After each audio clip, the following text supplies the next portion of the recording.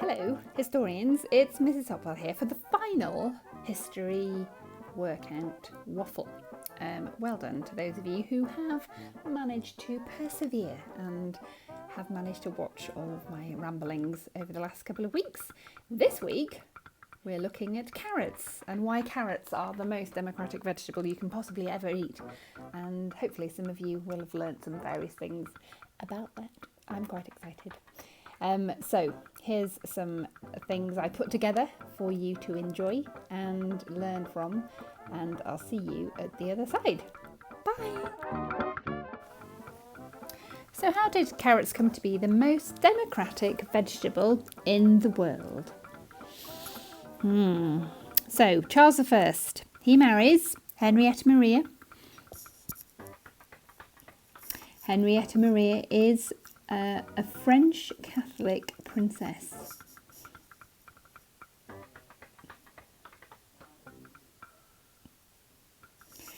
Together they had an extraordinarily large family. But as we found out last week, Charles I was a bit of a rubbish king, as he generally just did what he wanted. He was such a bad king that eventually he was beheaded.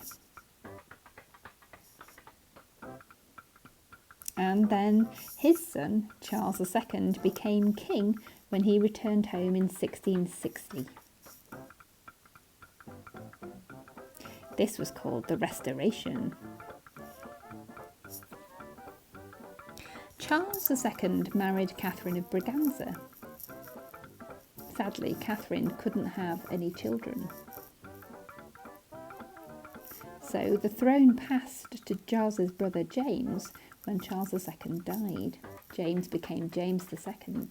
His first wife was a lady called Anne Hyde. She was a Protestant. They loved each other very much. And they had themselves another large family. But only 2 daughters survived. And they were Princess Mary and Princess Anne. Now these 2 ladies would become important, destined queens in their own right. I'll come to them later. James's second wife was called Mary of Modena. Now Mary of Modena was an Italian Catholic princess. And together they had another large family, but again, this time only had 2 surviving children, Louisa and James.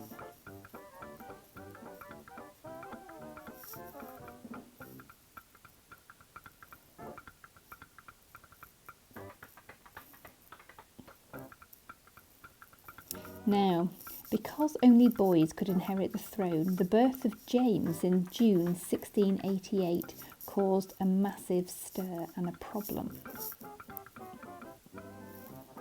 People were worried a Catholic prince would be on the throne and would become king. So a rumour began that actually the birth of James was false. They said that the baby had actually died. And because King James was desperate to have a male heir, another baby had been delivered to the bedroom inside a warming pan. A warming pan was a little bit like a hot water bottle. And it warmed the sheets before you climbed into bed. Inside there was space for warm coals or a baby. But fake news was spread, and it was said that a baby had been put inside and had taken into the bedroom where Mary was.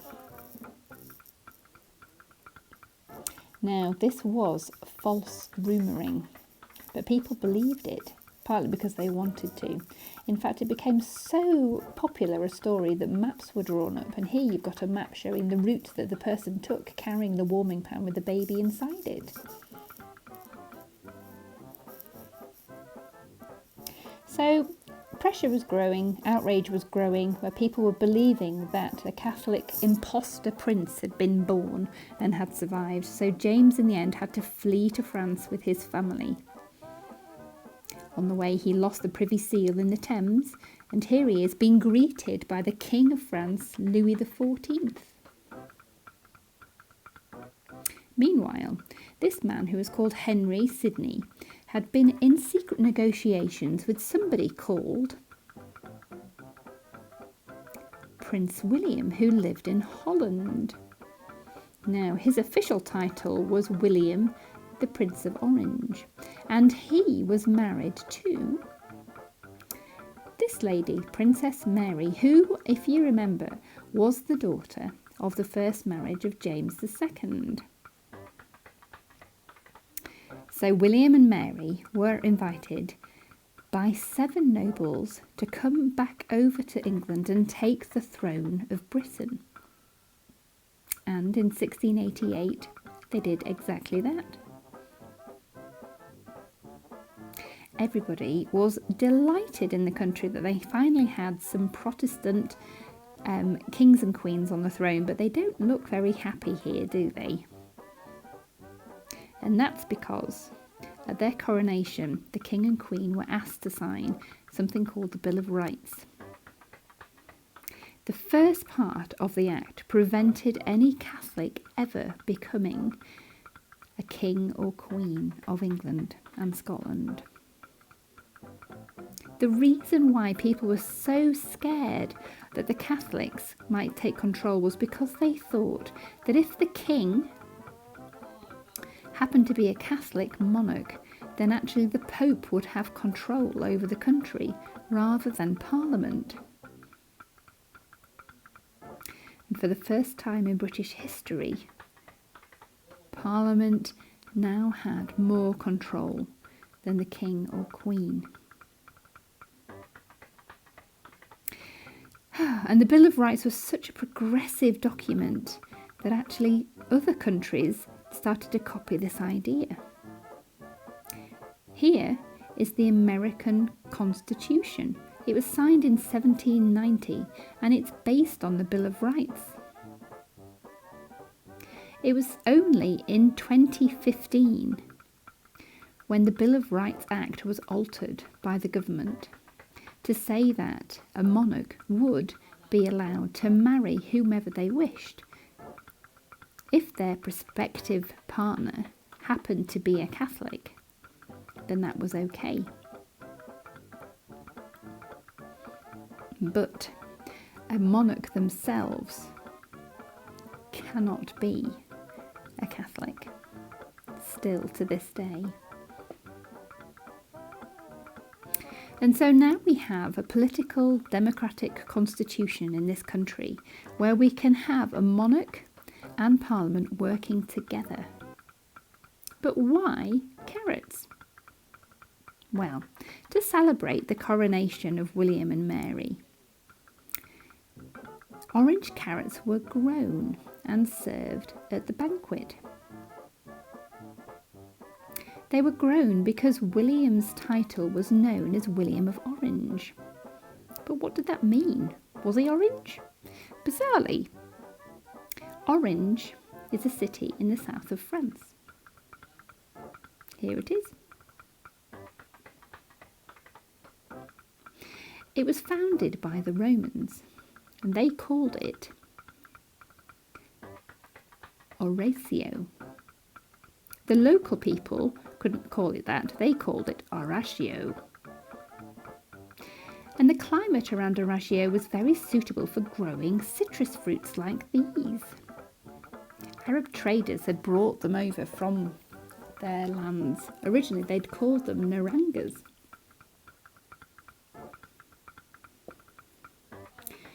Oranges soon became the emblem of the town, and they lost the name Naranga and became known as oranges.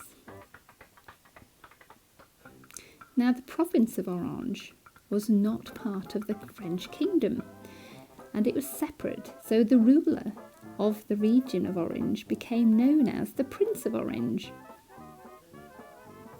Eventually, In 1530, the Prince of Orange title went to the nephew of the childless Philibert of Orange, and the nephew was called Reynard, and importantly, he was a Dutch nobleman.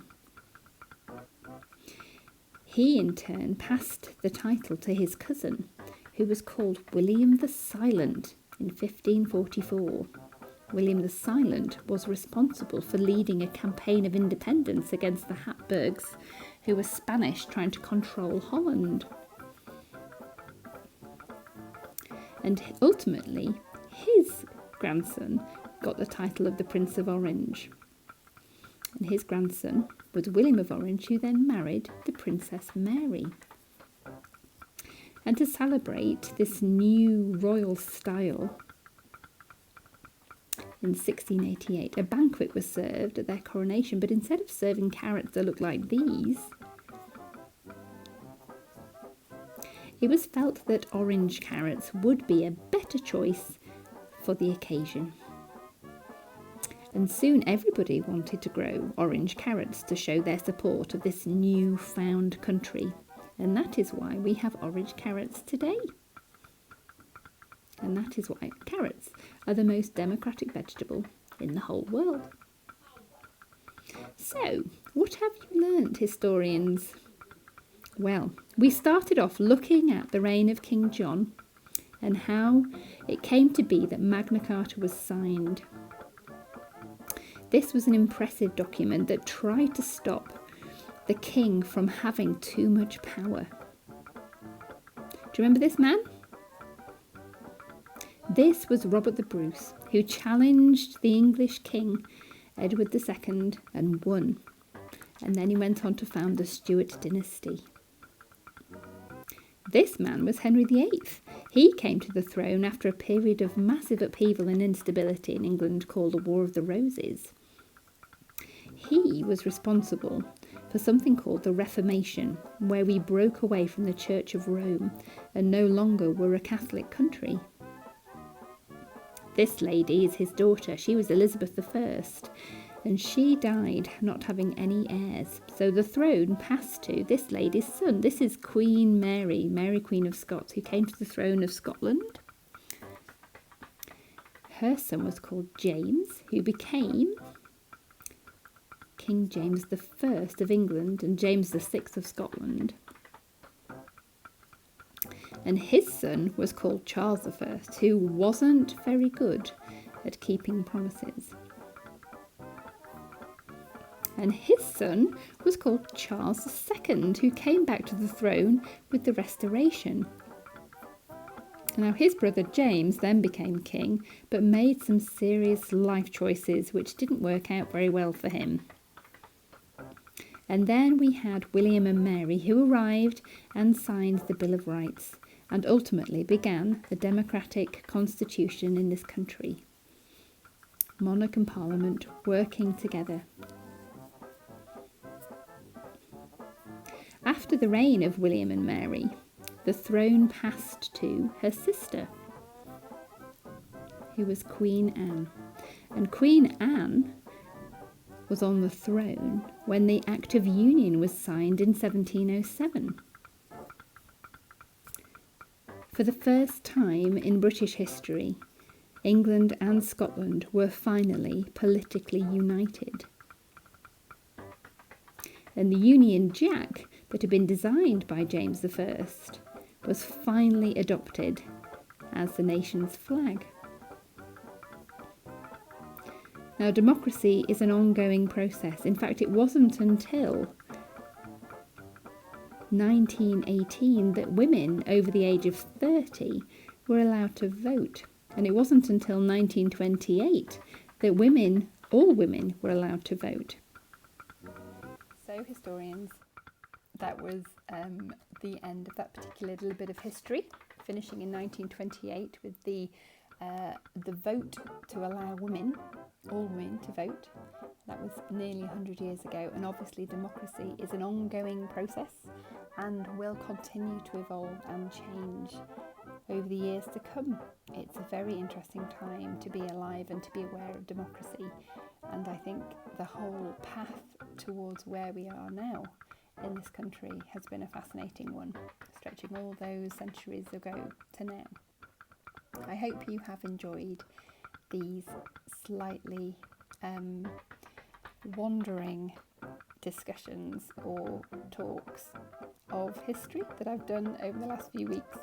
I'm not going to set any questions this week, but if there is a fact that you have learnt over the last couple of stories that you didn't know before, but you do now, and you're quite impressed by that, then do let me know what they are. And hopefully I will see you all in September. Okay, right, I'm going to sign off.